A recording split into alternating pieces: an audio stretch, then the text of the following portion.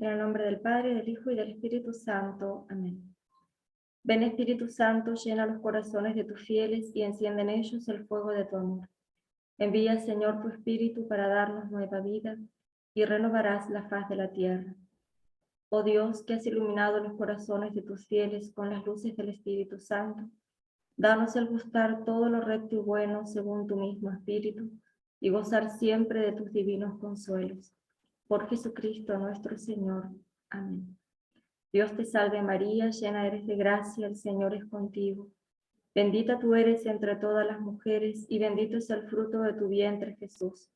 Santa María, Madre de Dios, ruega por nosotros pecadores, ahora y en la hora de nuestra muerte. Amén. San Ignacio de Loyola, ruega por nosotros. En el nombre del Padre, del Hijo y del Espíritu Santo. Amén.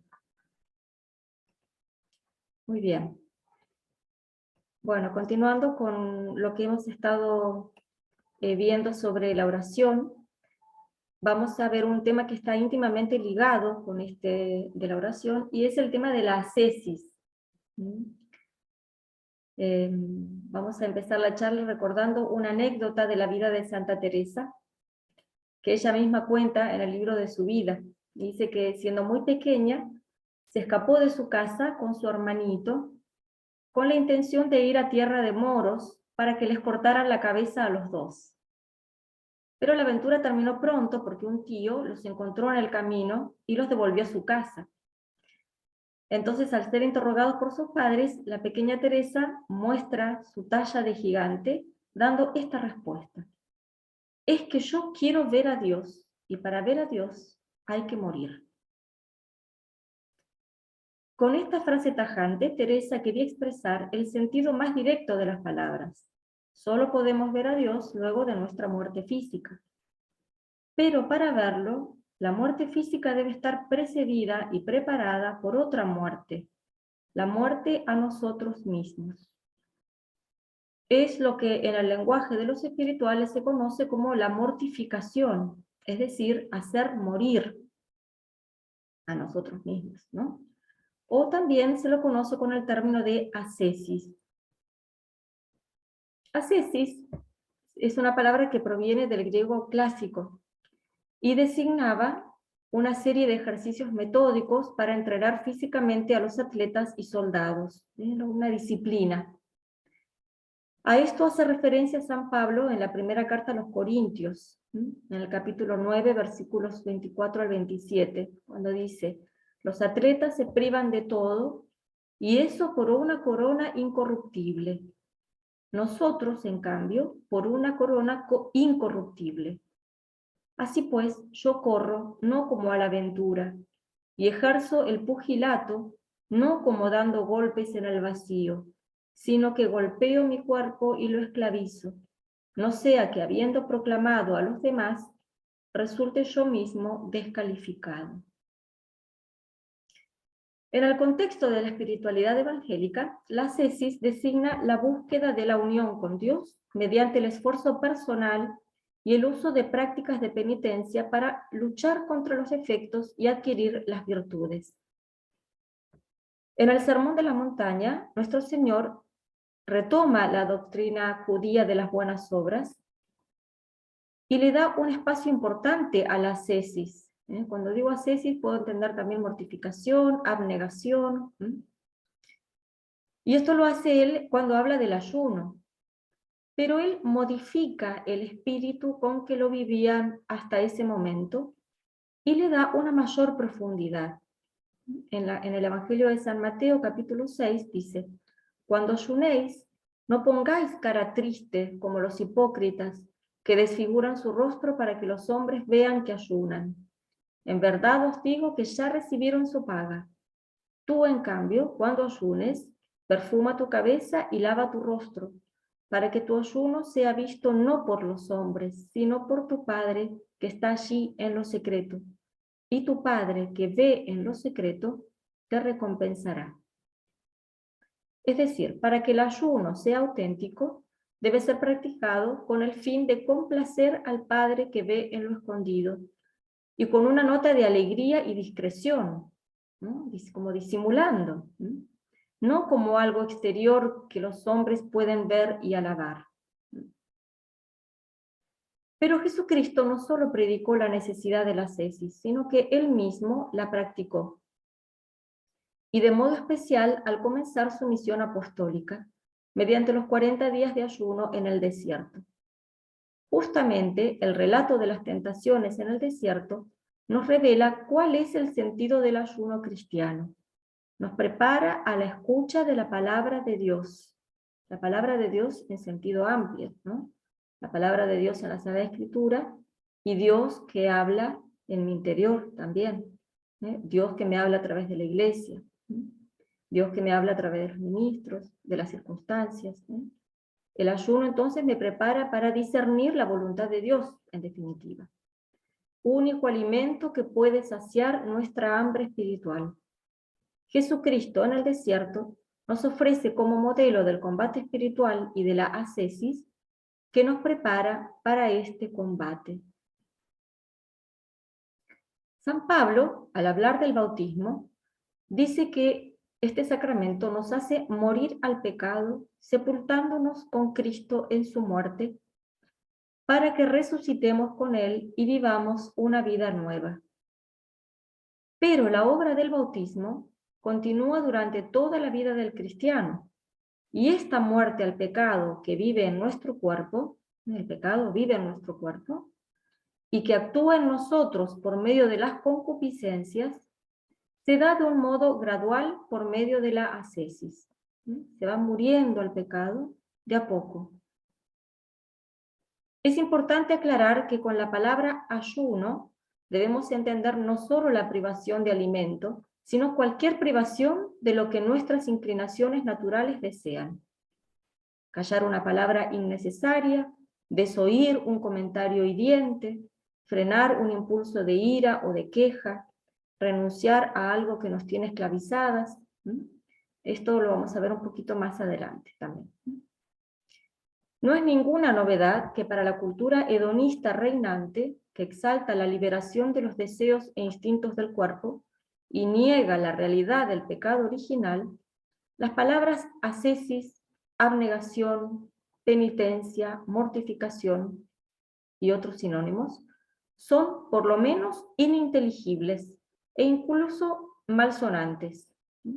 Más aún, en muchos ambientes que se dicen católicos, se los considera conceptos opresivos, contrarios al desarrollo integral de la persona, síntomas de debilidad psicológica, vestigios de una espiritualidad pesimista ya superada, y otras cosas más que se podrían decir, ¿no?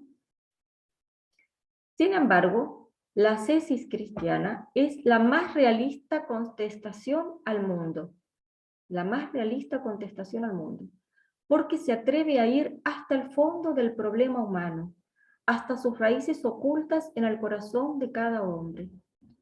La ascesis es el amor verdadero que se revela en el sentido de rebelión, contra el sometimiento a las pasiones y a las codicias que el mundo ofrece como una falsificación de la libertad, con las injusticias que de ello se siguen. Proclama también a su manera, con la conducta más que con las palabras, que existe otro tipo de libertad, puro don del Espíritu, la libertad de amar como Dios nos ama en Jesucristo, a pesar de nuestras faltas y nuestras debilidades. Contra lo que dicen los mundanos y muchas ideologías antiguas y actuales, el concepto de ascesis no solo no considera a nuestro cuerpo como algo intrínsecamente malo, no lo considera como algo malo, sino que por el contrario, le da un papel esencial en la obra de la redención y de nuestra santificación personal. El Hijo de Dios, para redimirnos, quiso asumir un cuerpo semejante al nuestro en todo, un cuerpo que podía sufrir y morir, pero exento de las consecuencias del pecado. Un cuerpo puro, inocente, perfectamente ordenado y sujeto a la razón, al alma y a Dios. Con ese mismo cuerpo, Jesucristo sufrió la pasión, murió y resucitó, y luego ascendió a los cielos. Con ese cuerpo santísimo nos redimió. y ahora está sentado a la derecha del Padre en los cielos. Nosotros nos hemos unido a este cuerpo de Cristo por medio de los sacramentos. Por el bautismo fuimos injertados en él, y luego cada comunión nos une a su cuerpo y sangre, alma y divinidad. Nuestro cuerpo, al ser bañado por el agua bautismal, se ha convertido en objeto de culto, es algo sagrado, algo consagrado. Y por eso San Pablo nos dice, os exhorto a que ofrezcáis vuestros cuerpos como una víctima viva, santa, agradable a Dios. Este será vuestro culto espiritual. Esto está en la carta a los Romanos, capítulo 12. Una ofrenda semejante transforma la vida cristiana en una liturgia, en un acto de culto, que asume tanto las realidades más humildes como las más concretas. Convierte en ofrenda a Dios el trabajo y el sueño, los dolores de la enfermedad y las celebraciones familiares, los sacrificios voluntarios y las cruces que la providencia pone en nuestro camino, y hace de los cristianos miembros activos del cuerpo de Cristo y miembros los unos de los otros, ejerciendo cada uno para el bien de todos los dones que ha recibido del único Espíritu.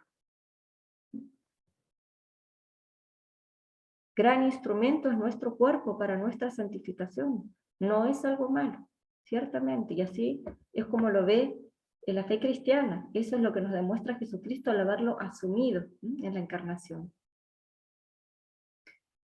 El ayuno, entendido entonces en sentido amplio como un conjunto de obras de mortificación voluntaria, no tiene un valor en sí mismo.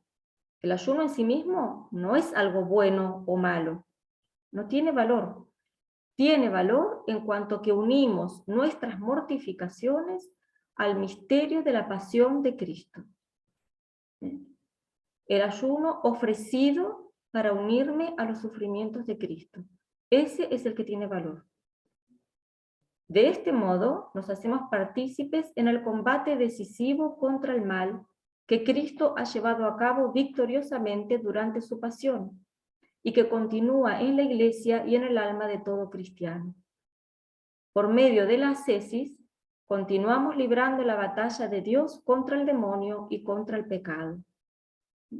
En otras palabras, la moral cristiana se organiza en torno a las virtudes, y la línea de la perfección viene dada por la caridad, que es la perfección.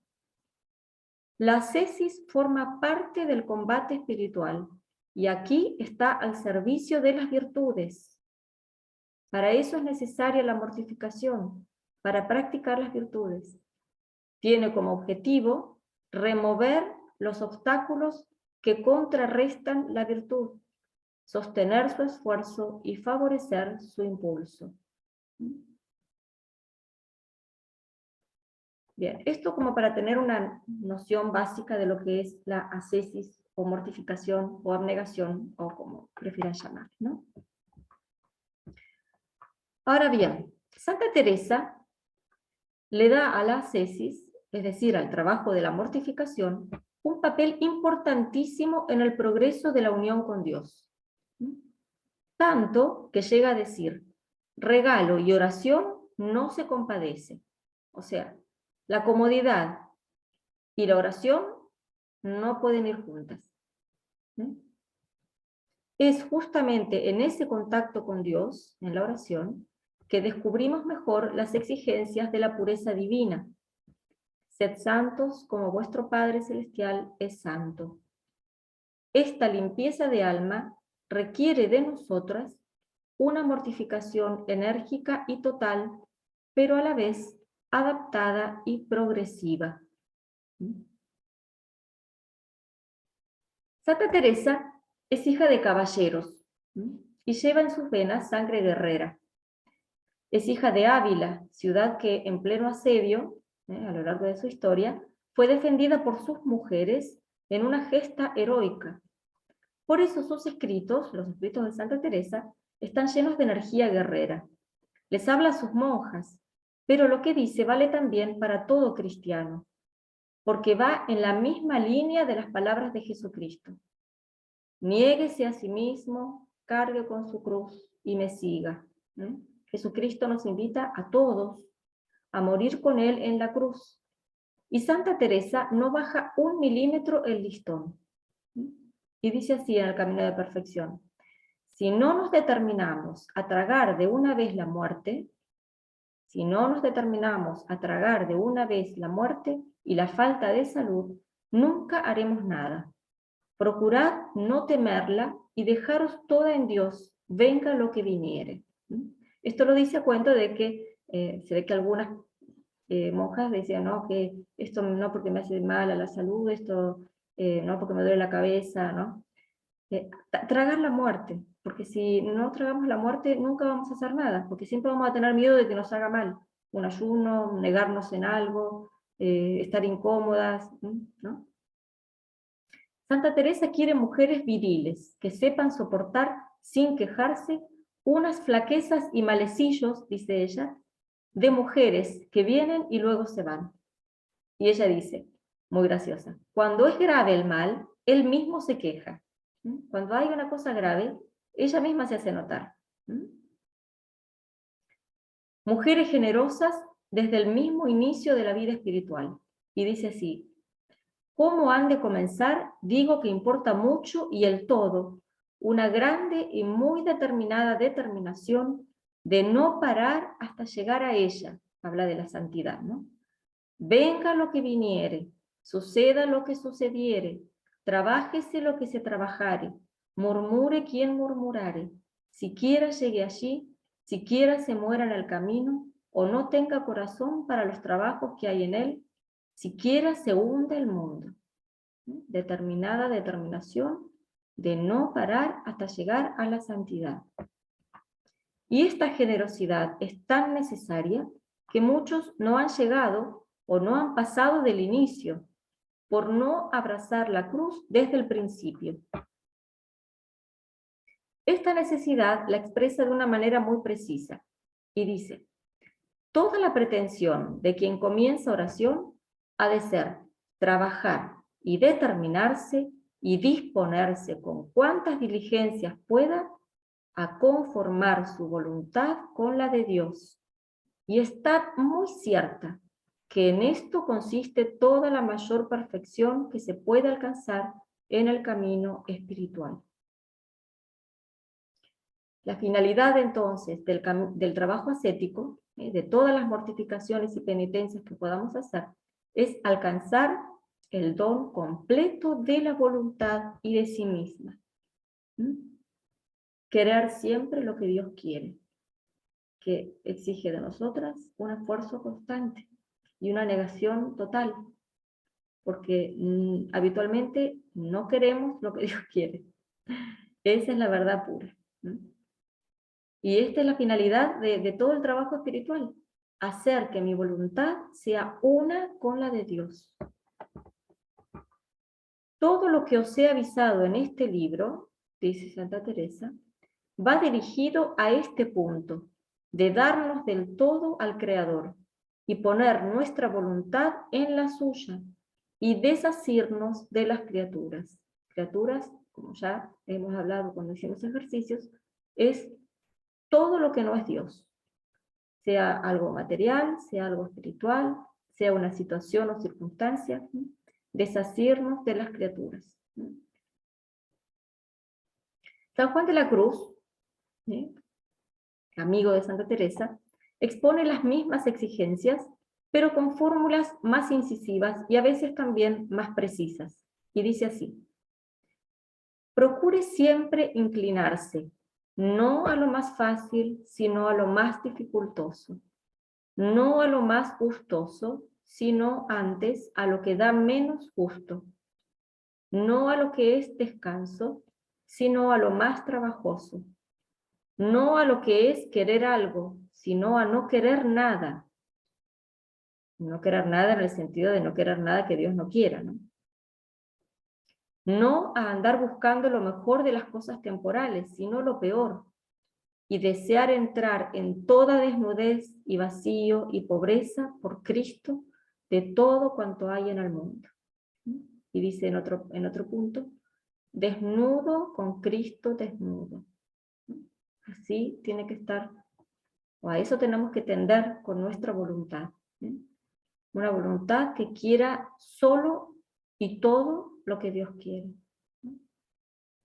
Y estas normas que Él da, estos consejos, de inclinarse siempre a lo más dificultoso, a lo que me da menos gusto, a lo que me da más trabajo, a lo que implica negar mi voluntad. Este es el camino para llegar a eso, a esa unión de voluntad con la de Dios. Puede parecer a más de uno que estas palabras de San Juan de la Cruz están bien para un religioso, pero son demasiado rudas para una mujer que vive en el mundo. Pero las palabras de Jesucristo en el Evangelio no son más suaves que las de los santos. En el Evangelio de San Lucas él dice, si no hacéis penitencia, todos pereceréis.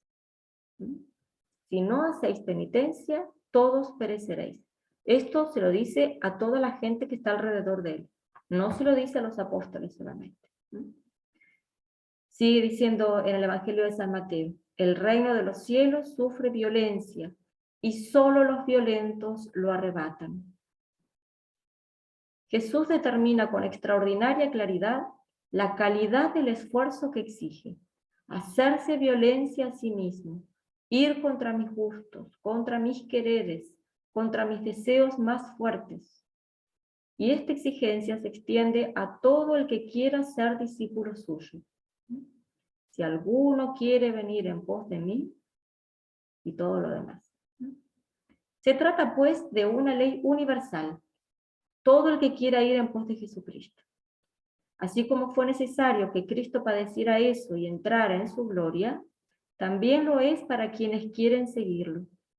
La ley que Él se impuso, de los padecimientos para entrar en la gloria, es la misma que ellos deberán soportar, sus seguidores, sus discípulos. Esta ley dolorosa es una ley de vida. Cristo nos salvó muriendo en la cruz. También nosotros accedemos a la salvación participando de sus sufrimientos. La gracia redentora que nos ganó en su pasión se desarrolla y crece en nuestra alma en la medida en que participamos de su sacrificio. En el Calvario Cristo estaba solo, inmolado. En el altar cada día se ofrece con toda la iglesia que participa en su sacrificio, al cual todos debemos unirnos mediante nuestros propios sacrificios voluntarios. Cristo víctima es el modelo de todo cristiano. La cruz en el Calvario es la victoria que nos prometió. Cuando yo sea levantado sobre lo alto, atraeré a todos hacia mí. Esa es su glorificación. En el día del juicio, solo triunfarán con él quienes hayan pasado por la gran tribulación y sean purificados en la sangre del Cordero. Por eso San Juan de la Cruz advierte, si en algún tiempo alguno le persuadiere, sea sacerdote u otro cualquiera, alguna doctrina de anchura, o sea, una doctrina más laxa, aunque la confirme con milagros, no la crea ni la abrace, sino más penitencia y más deshacimiento de todas las cosas, y no busque a Cristo sin cruz. Acá San Juan de la Cruz. No olvidemos que los santos fueron hombres como nosotros, sufrieron también ellos dolorosamente, a veces con tristeza, sin valor, débilmente, y sin embargo, su generosidad estuvo a la altura de su doctrina. Su vida no desdijo lo que ellos enseñaron, siendo hombres como nosotros, con debilidades. No nos están pidiendo algo que ellos no hayan hecho. Y si ellos pudieron, también podemos nosotros. Bien, entonces decíamos que se nos pide una mortificación total, absoluta, de todo lo que no es Dios. También esta cesis tiene que ser adaptada. A este punto de la charla, alguna podría decir, gracias a Dios existen otros santos, además de San Juan de la Cruz y Santa Teresa, que no exigen tanta radicalidad, que son más comprensivos con la debilidad humana y las necesidades de nuestro tiempo, ¿no? Basta conocer la vida de estos santos más comprensivos y menos exigentes para darse cuenta que vivieron las virtudes cristianas con grandísimo heroísmo y radicalidad. Santa Teresita del Niño Jesús, ella que parece la santa tan de la dulzura, de las florcitas, ¿no? Sin embargo, ella decía que hay que llegar hasta el límite de las fuerzas sin quejarse, y lo hizo. San Francisco de Sales, el santo de la dulzura, dejó en su escritorio las huellas de sus uñas que apretaba contra la madera para refrenar su ira cuando alguna situación exacerbaba su temperamento arrebatado. Un hombre de un temperamento tremendamente irascible. Y clavaba las uñas en el escritorio para no explotar cuando venían a importunarlo, cuando se le metía alguna persona que lo ofendía, que lo atacaba. Santa Juana Francisca de Chantal, hija espiritual de él, tuvo que pasar sobre el cuerpo de su hijo, que se arrojó al suelo para impedir que su madre se fuera a fundar la visitación. O sea, la misma exigencia, ¿no? Acá no hay santos que se conformen con lo débil. Todos tenemos que hacernos violencia, pero no todos del mismo modo o en las mismas cosas. Nuestra mortificación debe estar de acuerdo a nuestra edad, a nuestros deberes de Estado, a nuestras fuerzas y necesidades. No puedo imponerme mortificaciones que dañen notablemente mi salud o no me permitan cumplir con mis deberes de Estado. Una mujer casada y con hijos pequeños no puede proponerse ayunar todos los días durante la Cuaresma o hacer vigilias de oración cada día, durante la noche me refiero, ¿no? Se trata de prácticas muy loables, están muy bien, pero no es posible llevarlas adelante junto con esas obligaciones y exigencias de su Estado. En cambio, esta mujer sí puede proponerse reducir notablemente el uso del móvil, de la televisión, vigilar sus conversaciones, mortificando sus comentarios innecesarios, realizar con alegría las tareas más desagradables, reprimir las quejas sobre los hijos, sobre los miembros de la familia, etc. Todas cosas que están muy al alcance y que se pueden repetir infinidad de veces al día. Para estas cosas, esta mujer tiene miles de ocasiones. San Francisco de Sales decía a sus dirigidas, muchas de las cuales eran mujeres de la alta sociedad, casadas, dice así: si yo me preparase a soportar la muerte con paciencia, aunque no me va a llegar más que una sola vez, pero no me preparo para soportar las incomodidades que me ocasiona el carácter de las personas con las que trato, o el mal humor que puede depararme mi cargo, cosas que se presentan 100 veces al día, esa sería la causa de mis imperfecciones. No nos lamentemos, esforcémonos por someternos mansamente a la voluntad de Dios cuando lleguen esas pequeñas molestias diarias. Y sigue diciendo: mi querida hija, qué santos y qué agradables a Dios seríamos si supiésemos aprovechar bien todas las ocasiones de mortificarnos que nuestra propia vocación nos proporciona. Son precisamente las mortificaciones que nos proporciona nuestra vocación y no las que escoge nuestra propia voluntad, las que nos hacen santos y agradables a Dios. Ejemplos de cosas que podemos ofrecer, en las que podemos trabajar, ¿no? Mortificándonos. Y a medida que somos fieles a estos requerimientos de Dios, cuando Él nos va mostrando las cosas en las que podemos ir muriendo a nosotras mismas, Él mismo se nos va entregando más en la oración, porque la mortificación obra la purificación de nuestras almas, y cuando Dios nos ve más limpias, se nos entrega más, y también nos va exigiendo más, porque esta es una ley también. Finalmente, esta mortificación o ascesis tiene que ser también progresiva.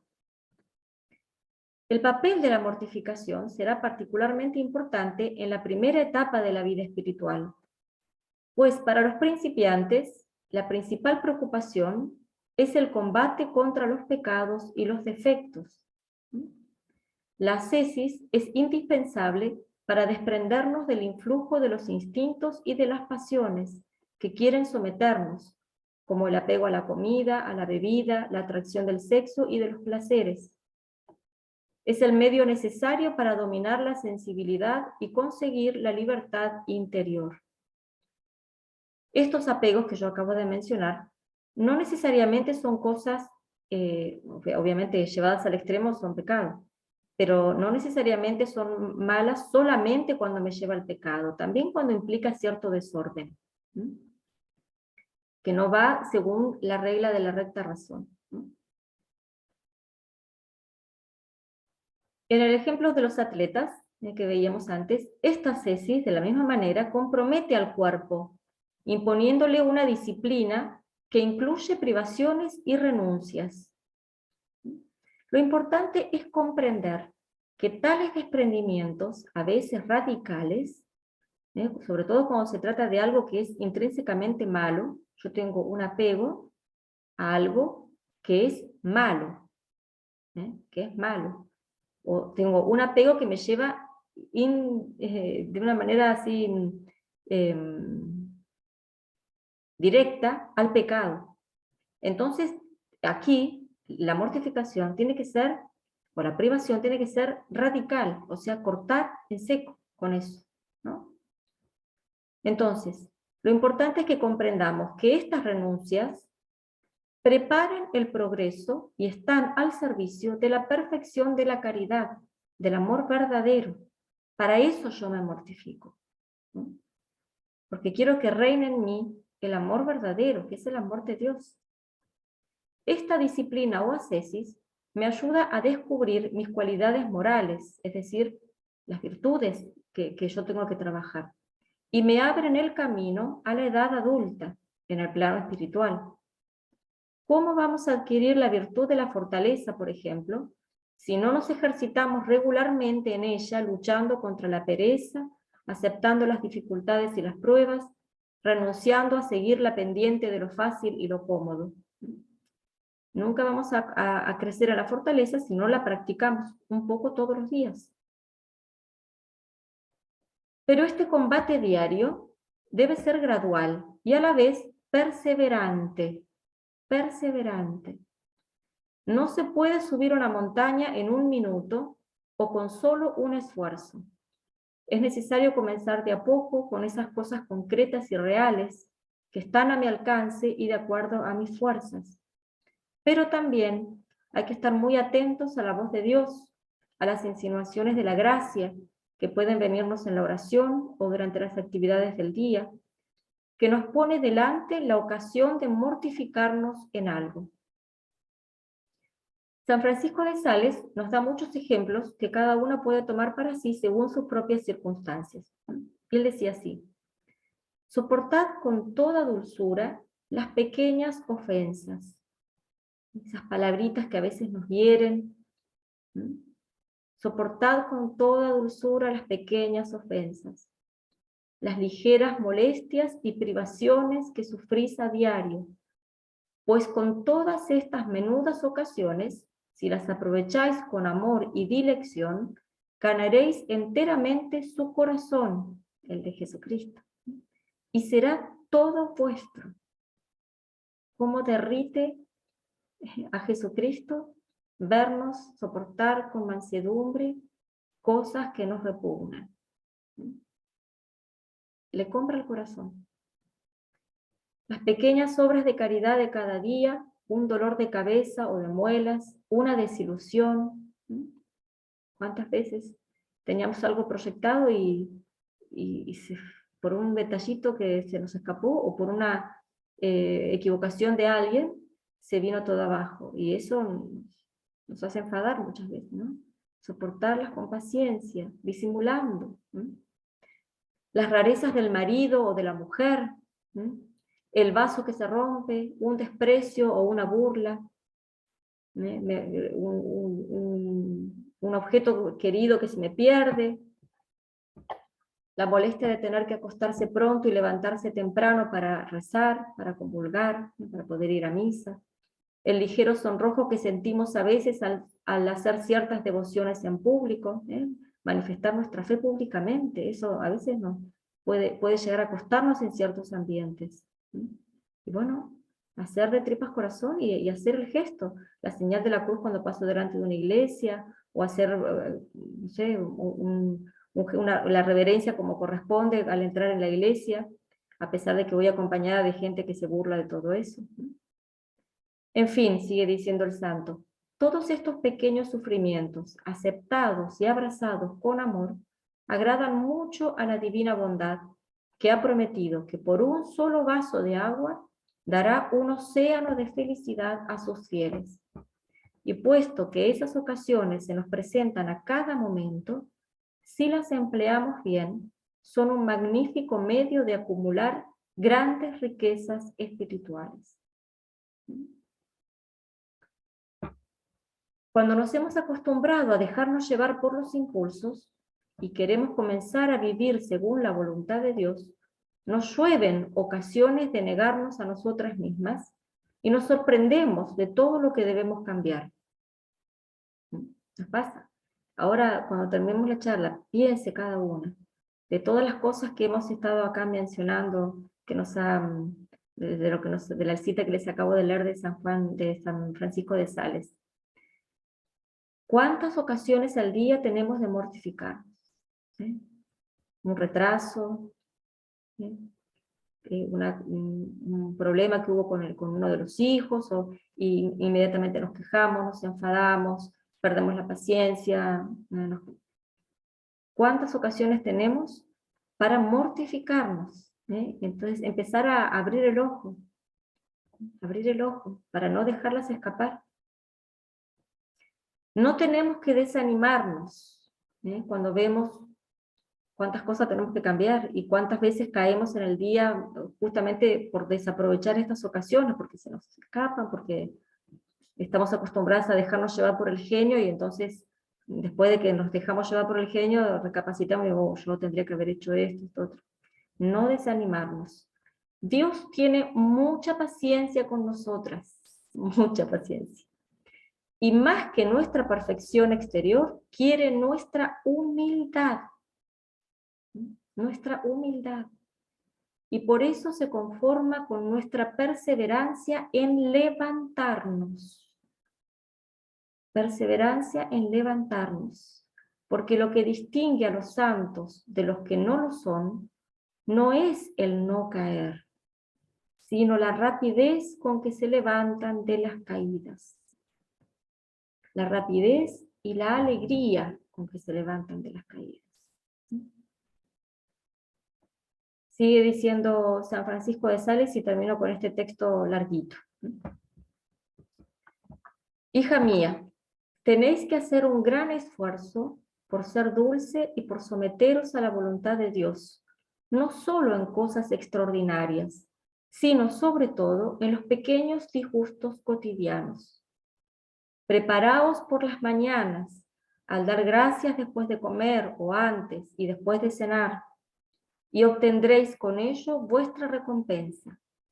Pero hacedlo con mucha tranquilidad y alegría. Me refiero, dice él, a esos ejercicios, ¿no?, que se proponen, con mucha tranquilidad y alegría. Y si cometéis alguna falta, humillaos y volved a empezar. Cuidad de practicar especialmente aquellas mortificaciones que se os presentan más a menudo. Esa es vuestra primera tarea. Después vendrán otras. Besad con frecuencia y de todo corazón las cruces que el mismo Señor ha puesto sobre vuestros hombros. No miréis si son de madera preciosa y aromática. Son más cruz si están hechas de madera vulgar, sin valor y de olor desagradable. Esas menudencias que nos pasan todos los días, cotidianísimas, esas son las más valiosas, y no las que yo me quiero fabricar así en mi imaginación muchas veces. No despreciemos estas pequeñas renuncias, sigue diciendo San Francisco de Sales. Estemos atentos, pues por su insignificante apariencia corren el peligro de ocultarnos a Cristo. Dada nuestra manía de grandezas, podemos ser víctimas de la ilusión, como María Magdalena, que no reconoció a Jesús bajo el sencillo traje de jardinero. Magdalena busca a nuestro Señor teniéndole delante y le pregunta a él mismo. Puesto que no le veía en la forma que ella quería, no le bastó con tenerle delante, empeñada en encontrarlo lleno de gloria y no vestido como un pobre hortelano. Pero al fin lo reconoció cuando él le dijo, María. Ya veis, hija mía, es al Señor vestido de jardinero, al que encontraréis todos los días, aquí y allá, cada vez que se os presenten esas mortificaciones corrientes.